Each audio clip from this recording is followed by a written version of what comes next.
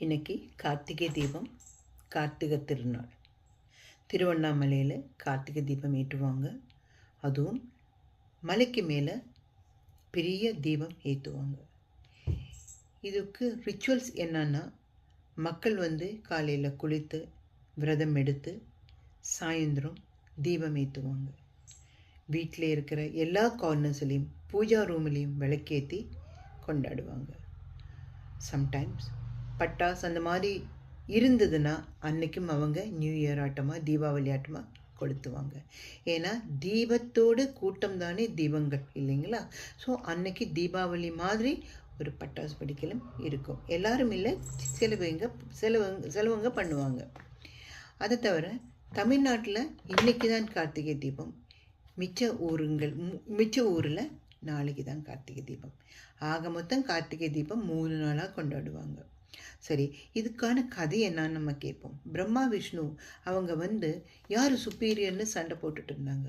அப்போது நம்ம சிவன் அக்னியா பில்லர் ரூபத்தில் தூண் ரூபத்தில் அவருக்கு முன்னாடி நின்று சொன்னாங்க, இதனோட டாப்பும் பாட்டமும் கண்டுபிடிங்க அப்படின்னு.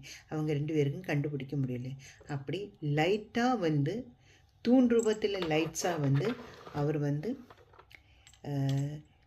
டார்க்னஸ்லேருந்து, அதாவது நம்ம சிவனுக்கு நம்ம பிரம்மாக்கும் விஷ்ணுக்கும் ஞானம் கொடுத்தாருன்னு சொல்லுவாங்க. அதாவது டார்க்னஸ்லேருந்து வெளிச்சத்துக்கு கொண்டு வந்தார் அப்படின்னு ஒரு கதை இருக்குது.